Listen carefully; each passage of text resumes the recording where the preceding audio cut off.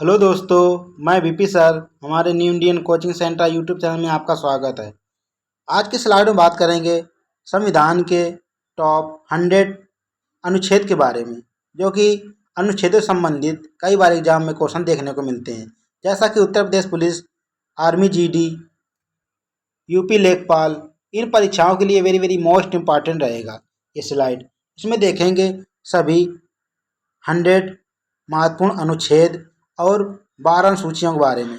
अनुसूचियों संबंधित क्वेश्चन भी इसमें लास्ट में देखेंगे। तो वेरी वेरी मोस्ट इम्पॉर्टेंट ये स्लाइड आने वाली परीक्षाओं के लिए। तो देखते हैं कौन कौन से संविधान से संबंधित अनुच्छेदों से संबंधित क्वेश्चन बन सकते हैं, उनके बारे में बात करते हैं। पहला क्वेश्चन, पहला अनुच्छेद दिया गया है, तो इसमें देखेंगे भारतीय संविधान के सभी महत्वपूर्ण अनुच्छेदों के बारे में। तो भारतीय संविधान टॉप 100 अनुच्छेद जो मोस्ट इम्पॉर्टेंट हैं ये सभी। इसमें देखेंगे भाग 1 से 4 तक कौन कौन से अनुच्छेद दिए गए हैं। संघ, नागरिकता और मौलिक अधिकार और डीपीएसपी से संबंधित ये सभी अनुच्छेद इसमें देखेंगे। तो पहला अनुच्छेद में दिया गया है, अनुच्छेद 1 में क्या कहा गया है, संघ का नाम और उसके राज्य क्षेत्र के बारे में अनुच्छेद 1 में बताया गया है। 28 राज्य और 8 केंद्र शासित प्रदेशों के बारे में अनुच्छेद 1 में बताया गया। अनुच्छेद 3 क्या बताया गया है, नए राज्यों का निर्माण एवं वर्तमान राज्यों में क्षेत्रों एवं नामों में परिवर्तन के बारे में अनुच्छेद 3 बताता है। देखते हैं उसके बाद नागरिकता का उल्लेख किस में दिया गया है, तो भाग 2 में दिया गया है। कहाँ से कहाँ तक, तो 5 से 11 तक नागरिकता का अधिकार, अनुच्छेद 5 से 11 तक में नागरिकता का अधिकार दिया गया है। और किस भाग में दिया गया है नागरिकता का अधिकार, तो भाग 2 में। वेरी वेरी मोस्ट इम्पॉर्टेंट है ये।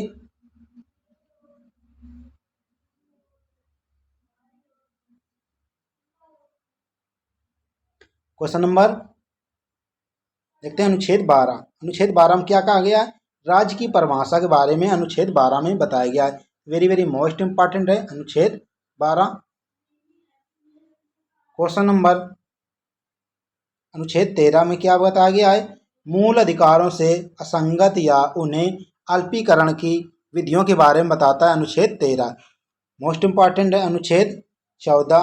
देखते हैं अनुच्छेद 14 में क्या बताया गया है, विधि के समक्ष समानता या विधि के द्वारा समक्ष समानता के बारे में बताया गया था। वेरी वेरी मोस्ट इम्पॉर्टेंट है ये, विधि के समक्ष समानता इसमें बताया गया है अनुच्छेद 14 में। क्वेश्चन नंबर अनुच्छेद 15 में देखते हैं, धर्म, मूल वंश, जाति, लिंग, जन्म स्थान के आधार पर भेदभाव का निषेध।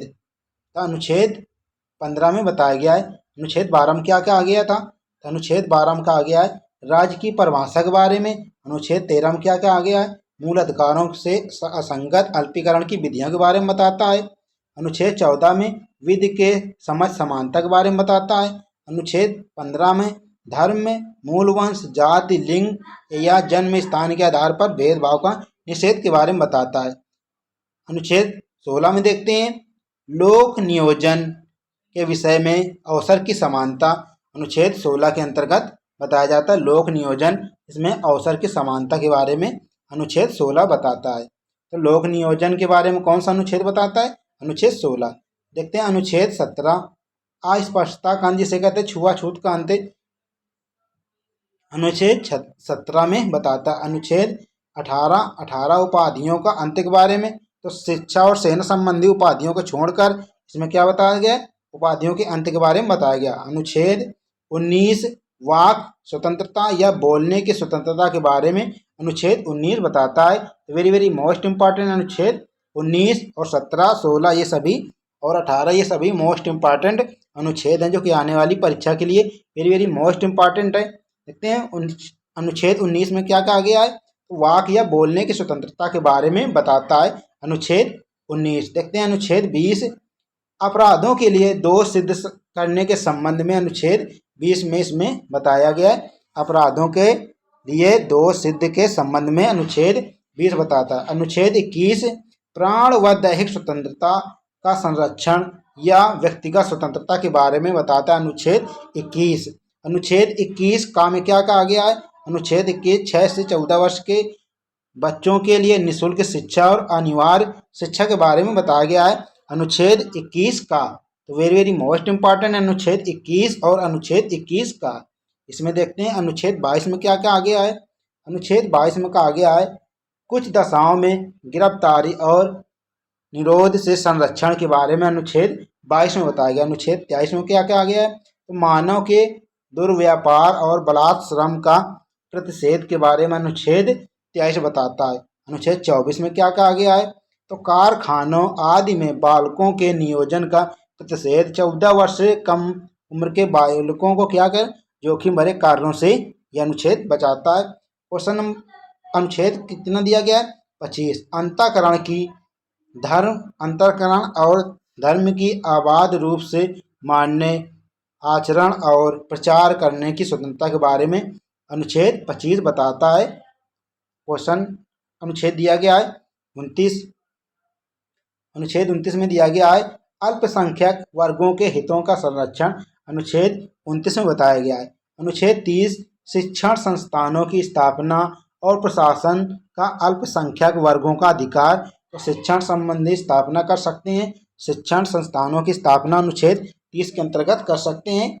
इसके बारे में इसमें अनुच्छेद 30 में बताया गया है। अनुच्छेद 30 वेरी वेरी मोस्ट इंपॉर्टेंट है आने वाली उत्तर प्रदेश पुलिस परीक्षा और आर्मी जीडी यूपी लेखपाल इन परीक्षाओं के लिए वेरी वेरी मोस्ट इंपॉर्टेंट है ये स्लाइड। अनुच्छेद 32। अनुच्छेद 32 क्या गया है संवैधानिक उपचारों का अधिकार। इसे डॉक्टर बी आर अम्बेडकर ने क्या कहा था संविधान की आत्मा बताया गया था। तो आर्टिकल 32 में क्या कहा गया है संवैधानिक उपचारों का अधिकार के बारे में इसमें वर्णन किया गया। इसे डॉक्टर बी आर अम्बेडकर ने संविधान की आत्मा कहा है। अनुच्छेद 38 लोक कल्याण की अभिव्यक्ति के लिए राज्य सामाजिक व्यवस्था बनाए रखने जैसे कहते हैं डीपीएसपी। अनुच्छेद 39 में क्या क्या आ गया है समान न्याय और निःशुल्क विधिक सहायता। समान न्याय और निःशुल्क विधिक सहायता के बारे में अनुच्छेद 39 बताता है। अनुच्छेद 40 वेरी वेरी मोस्ट इंपॉर्टेंट ये कई बार एग्जाम में देखने को मिलता है, वेरी वेरी मोस्ट इंपॉर्टेंट ये क्वेश्चन नंबर। अनुच्छेद 40 में क्या क्या आ गया है ग्राम पंचायतों का गठन अनुच्छेद 40 के अंतर्गत किया जाता है, वेरी वेरी मोस्ट इंपॉर्टेंट ये। अनुच्छेद 44 ये यूपीएसआई 2026 में पूछा गया था क्वेश्चन।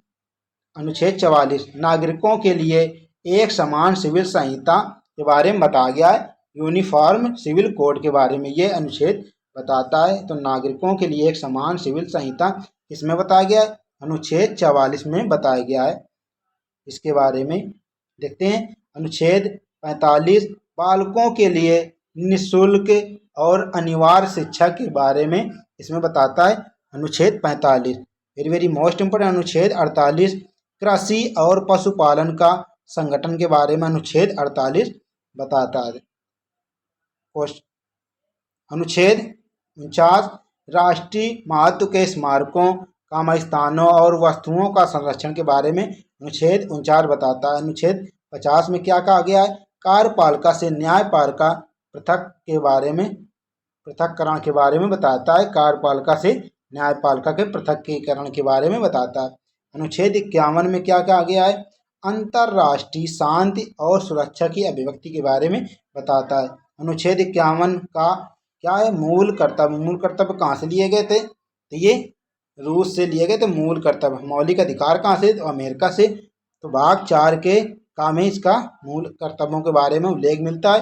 मूल कर्तव्य कितने हैं तो 11 मूल कर्तव्य हैं, संविधान में 11 मूल कर्तव्य हैं।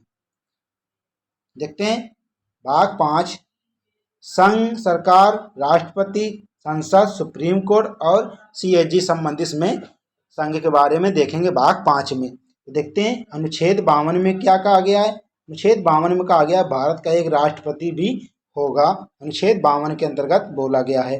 अनुच्छेद 53 में क्या बोला गया है संघ की कार्यपालिका शक्ति राष्ट्रपति में निहित होती है। राष्ट्रपति किसका अंग होता है ये संसद का अंग होता है राष्ट्रपति। अनुच्छेद 54 राष्ट्रपति के निर्वाचन के बारे में इसमें बताया गया, अनुच्छेद 54 में राष्ट्रपति के निर्वाचन के बारे में बताया गया। अनुच्छेद 60 में राष्ट्रपति द्वारा शपथ या प्रतिज्ञान के बारे में अनुच्छेद 60 में बताया गया है। अनुच्छेद 60 में क्या बताया गया है? राष्ट्रपति शपथ ग्रहण के बारे में इसमें बताया गया है अनुच्छेद 60 में। अनुच्छेद 61 में क्या बताया गया? राष्ट्रपति पर महाभियोग चलाने की प्रक्रिया अनुच्छेद 61 के उसमें बताया गया। अनुच्छेद 61 में क्या किया जाता है? तो राष्ट्रपति पर महाभियोग चलाने की प्रक्रिया अनुच्छेद 61 में बताता है। अनुच्छेद 63 में भारत का उपराष्ट्रपति भी होगा। अनुच्छेद 63 के अंतर्गत बताया गया भारत में उपराष्ट्रपति भी होगा। तो बाद में कहा गया है अनुच्छेद 52 के अंतर्गत कि भारत का एक राष्ट्रपति भी होगा। देखते हैं अनुच्छेद 64, उपराष्ट्रपति का राज्यों की परिषद राज्यसभा का पदेन सभापति होता है उपराष्ट्रपति। तो क्या होता है? अनुच्छेद 66 में दिया गया है उपराष्ट्रपति के निर्वाचन के बारे में। अनुच्छेद 66 में दिया गया है। अनुच्छेद 72 में राष्ट्रपति की क्षमादान शक्ति इसमें निहित होती है। अनुच्छेद 72 के अंतर्गत राष्ट्रपति किसी भी सजा को माफ कर सकता है, इसके बारे में, या सजा को कम कर सकता है, इसके बारे में अनुच्छेद 72 में बताया। तो वेरी वेरी मोस्ट इंपॉर्टेंट है अनुच्छेद 72 आने वाली किसी भी परीक्षा के लिए। क्वेश्चन अनुच्छेद 74 दिया गया है राष्ट्रपति को सहायता और सलाह देने के लिए मंत्रिपरिषद के लिए उत्तरदायी होता है। तो अनुच्छेद 74 के अंतर्गत राष्ट्रपति को सहायता और सलाह देने के लिए क्या होते हैं? मंत्रिपरिषद से। तो सलाह किससे लेते हैं? ये प्रधानमंत्री से सलाह ले सकते हैं राष्ट्रपति। अनुच्छेद 75 मंत्रियों से संबंधित उपबंध प्रधानमंत्री की नियुक्ति के बारे में अनुच्छेद 75 होता है। तो अनुच्छेद 75 के अंतर्गत प्रधानमंत्री क्या होती? नियुक्त की जाती है। अनुच्छेद 75 में बताया गया है। अनुच्छेद 76 क्या बताता है? तो ये भारत का महान्यायवादी जिसे कहते हैं attorney general of India, Bharat का महान्यायवादी के बारे में बता दिया गया है अनुच्छेद 76 में। अनुच्छेद 79 क्या क्या गया है? तो संसद के गठन के बारे में अनुच्छेद 79 बोला गया है। अनुच्छेद 79 के अंतर्गत क्या होता है? संसद का गठन। अनुच्छेद 80 के अंतर्गत क्या कहा गया है? राज्यसभा की संरचना के बारे में बताया गया है। अनुच्छेद 81 में लोकसभा की संरचना के बारे में बताया गया है। 79 में क्या होता है? संसद का गठन। 85 में संसद के सत्र और सत्रावासन और विघटन के बारे में बताया गया अनुच्छेद 85 के अंतर्गत। 89 में क्या बताया गया? अनुच्छेद 89 में राज्यसभा का सभापति और उपसभापति के बारे में बताया गया। अनुच्छेद 93 लोकसभा का अध्यक्ष, स्पीकर और उपाध्यक्ष के बारे में बताता था। वेरी वेरी मोस्ट इम्पॉर्टेंट ये सभी पॉइंट आने वाली पुलिस परीक्षा के लिए। तो देखते हैं अनुच्छेद 100 सदनों में मतदान रिक्तियों के बावजूद कार्य करने की शक्ति, कोरम, इसे गणपूर्ति कहते हैं। तो अनुच्छेद 100 में इसमें इसका वर्णन दिया गया। अनुच्छेद 108 कुछ दशाओं में दोनों सदनों की बैठक, संयुक्त बैठक कौन बुलाता है? राष्ट्रपति बुलाता है। अध्यक्ष कौन होता है? लोकसभा अध्यक्ष होता है इसमें। अनुच्छेद 109 धन विधेयकों के संबंध में विशेष प्रक्रिया के बारे में बताता है। अनुच्छेद 110 धन विधेयक की परिभाषा के बारे में अनुच्छेद 110 बताता है। तो वेरी वेरी मोस्ट इंपॉर्टेंट ये अनुच्छेद 110। क्वेश्चन नंबर अनुच्छेद 112 वित्तीय वार्षिक वित्तीय विवरण जिसे बजट के बारे में बताता है। अनुच्छेद 12 में क्या बताया गया? राज्य की परिभाषा के बारे में बताया जाता है। इसमें अनुच्छेद 112 के अंतर्गत वार्षिकी वित्तीय विवरण के बारे में, बजट के बारे में बताया जाता है। अनुच्छेद 123 वेरी वेरी मोस्ट इंपॉर्टेंट। अनुच्छेद 123 संसद के विश्राम काल में राष्ट्रपति के अध्यादेश। अनुच्छेद 123 के अंतर्गत राष्ट्रपति क्या करता है? अध्यादेश लागू कर सकता है या जारी कर सकता है राज्य में या देश में। अनुच्छेद 124 उच्चतम न्यायालय जिसे कहते हैं सुप्रीम कोर्ट की स्थापना और गठन के बारे में अनुच्छेद 124 के बारे में वर्णन किया गया है। अनुच्छेद 129 उच्चतम न्यायालय और अभिलेख न्यायालय होना, इसके बारे में अनुच्छेद 129 में बताया गया। अनुच्छेद 143 उच्चतम न्यायालय से परामर्श करने की शक्ति किसमें है? राष्ट्रपति में उच्चतम न्यायालय से परामर्श लेने की शक्ति है या सलाह लेने की शक्ति है, इसमें बताया गया। सीजीआई से राष्ट्रपति क्या करता है? सलाह ले सकता है। अनुच्छेद 148 भारत के नियंत्रक और महालेखक परीक्षक से कहते हैं सीएजी, कंट्रोलर ऑडिटर जनरल। भाग 6 में क्या बताया गया है?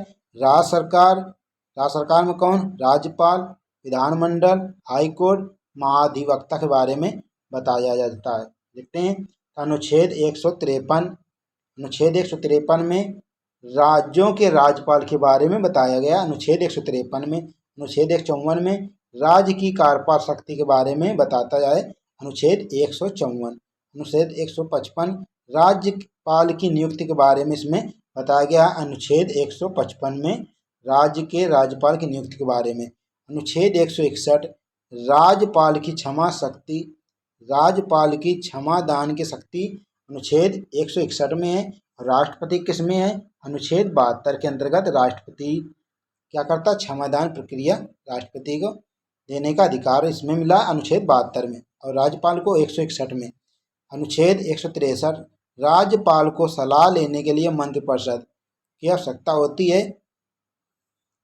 कौन दे सकता है सलाह? मंत्रिपरिषद। अनुच्छेद 165 राज्य का महाधिवक्ता, एडवोकेट जनरल के बारे में इसमें बताया गया है। अनुच्छेद 168 राज्यों के विधानमंडलों का गठन के बारे में अनुच्छेद 168 के बारे में बताया जाता है। अनुच्छेद 169 राज्यों में विधान परिषदों का उत्साहन या सृजन के बारे में बताया जाता है। अनुच्छेद 169 में। अनुच्छेद 170 में बताया गया है विधानसभाओं की संरचना के बारे में। अनुच्छेद 170 में बताया गया है। अनुच्छेद 171 में विधान परिषदों की संरचना के बारे में बताया जाता है। अनुच्छेद 213 राज्यपाल अध्यादेश जारी की शक्ति है किसमें? राज्यपाल में होती है, 213 के अंतर्गत होती है। और राष्ट्रपति किसके शक्ति होती है? अध्यादेश जारी कर सकता है। तो 123 अनुच्छेद 123 के अंतर्गत राष्ट्रपति अध्यादेश जारी करता है, और राज्य में कौन करता है? राज्यपाल, 213 के अंतर्गत। अनुच्छेद 214 राज्यों के लिए उच्च न्यायालय या हाई कोर्ट का गठन के बारे में बताया गया। अनुच्छेद 215 उच्चतम न्यायालयों का अभिलेख न्यायालय होना, इसके बारे में बताया गया है। अनुच्छेद 215। अनुच्छेद 226 उच्च न्यायालयों की कुछ रिट निकालने की शक्ति है। उच्चतम न्यायालय में कुछ रिट निकालने की क्या है? शक्ति है, इसके बारे में बताया गया अनुच्छेद 226 के बारे में। अनुच्छेद 233 जिला न्यायाधीशों की नियुक्ति के बारे में अनुच्छेद 233 बताया गया है। देखते हैं अन्य महत्वपूर्ण भाग और उससे संबंधित महत्वपूर्ण प्रश्नों के बारे में या अनुच्छेद के बारे में। अनुच्छेद 243 का ग्राम सभा का उल्लेख इसमें मिलता है, वर्णन मिलता है। अनुच्छेद 243 का ग्राम पंचायतों का गठन के बारे में मिलता है। अनुच्छेद 243 झा पंचायतों के लिए वित्त आयोग के बारे में बताया गया है। अनुच्छेद 243 ता नगर पालिकाओं के गठन के बारे में इसमें बताया गया है। अनुच्छेद 246 संसद द्वारा और राज्यों के विधानमंडलों द्वारा बनाई गई विधियों की विषय वस्तु के बारे में बताया गया है। इसमें अनुच्छेद 262 के अंतर्गत अंतर्राज्यीय नदियों और नदी घाटियों के जल संबंधी विवादों का न्याय निर्णय इसमें होता है। अनुच्छेद 263 अंतर्राज्यीय परिषद के बारे में इसमें गठन के बारे में बताया गया है। 266 में क्या बताया गया? भारत और राज्यों की संचित निधियों के बारे में बताया गया है। अनुच्छेद 266 में तो वेरी मोस्ट इम्पॉर्टेंट है। 266 आने वाली आर्मी जीडी परीक्षा, यूपी लेखपाल और यूपी पुलिस एग्जाम के लिए वेरी मोस्ट इम्पॉर्टेंट होगी ये स्लाइड। देखते हैं अनुच्छेद 267 आकस्मिकता निधि के बारे में इसमें बताया गया 267 में। 275 में कुछ राज्यों को संघ से अनुदान के बारे में इसमें बताया गया है। अनुच्छेद वेरी मोस्ट इम्पॉर्टेंट है 280 वित्त आयोग, जिसे फाइनेंस कमीशन के नाम से जाना जाता है, फाइनेंस कमीशन के नाम से जाना था वित्त आयोग का। तो अनुच्छेद 280 के अंतर्गत दिया गया है। तो वेरी मोस्ट इम्पॉर्टेंट है 280 आने वाली किसी भी परीक्षा के लिए। अनुच्छेद 300 संपत्ति का अधिकार अब केवल कानूनी अधिकार रह गया। तो अब कितने हैं अधिकार? कितने हैं? तो 6, पहले कितने थे? 7। ये संपत्ति का अधिकार को कानूनी अधिकार के दर्जे में रख दिया गया है। 212 अखिल भारतीय सेवाएं, जैसे IAS, IPS, IFS, इसके बारे में इसमें बताया गया 212 अखिल भारतीय सेवाओं के बारे में। 312 में क्या बताया गया? अखिल भारतीय सेवाओं के बारे में। IAS, IPS और IFS के बारे में बताया गया है। 315 संघ और राज्यों के लिए लोक सेवा आयोग जिसे कहते हैं UPSC एंड SPSC। देखते हैं 323 का प्रशासनिक अधिकरण के बारे में 323 में बताया गया है। 324 निर्वाचन के अधिचरण निर्देशन और नियंत्रण का निर्वाचन आयोग में निहित होना, इसके बारे में इसमें उल्लेख मिलता है। 330 अनुच्छेद 330 लोकसभा में अनुसूचित जातियों और अनुसूचित जनजातियों के स्थानों के आरक्षण के बारे में बताया गया। अनुच्छेद 238 राष्ट्रीय अनुसूचित जाति आयोग के बारे में इसमें बताया गया। अनुच्छेद 338 राष्ट्रीय अनुसूचित जनजातियों के बारे में इसमें बताया गया। अनुच्छेद 338A में 340 पिछड़े वर्गों की दशाओं के अन्वेषण के बारे में बताया गया है। 343 संघ की राजभाषा हिंदी और देवनागरी की लिपि के बारे में 343 में बताया गया है। 343 के तहत भाग 17 के तहत अध्याय 1 के तहत हिंदी को क्या बनाया गया था? राजभाषा बनाया गया था। देखते हैं क्वेश्चन। अनुच्छेद 352 राष्ट्रीय आपातकाल की घोषणा युद्ध, वायु आक्रमण और सशस्त्र विद्रोह के उसमें राष्ट्रीय आपातकाल लगाया जाता है। 352 के 356 में क्या है? राज्यों में राष्ट्रपति शासन संवैधानिक तंत्र की विफलता पर लगाया जाता है। 360 वित्तीय आपातकाल जैसे फाइनेंशियल इमरजेंसी के बारे में इसमें 360 में लगाया जाता है। तो वेरी वेरी मोस्ट इम्पॉर्टेंट है, ये कभी भी नहीं लगा, ये वित्तीय आपातकाल कभी भी भारत में नहीं लगा है। देखते हैं 365 संघ द्वारा दिए गए निर्देशों का पालन करने में या उनका प्रभावी करने में असफलता का प्रभाव, इसके बारे में बताया। 365 368 क्या है? संविधान संशोधन, संसद की शक्ति प्रक्रिया के बारे में संविधान संशोधन के बारे में बताया गया। 368 अनुच्छेद 368 में भाग 20 के अंतर्गत संविधान संशोधन के बारे में बताया गया। संविधान संशोधन प्रक्रिया दक्षिण अफ्रीका से लिया गया था। 370 जम्मू कश्मीर के संबंध में अस्थायी उपबंध के बारे में बताया गया है। तो ये थे टॉप 100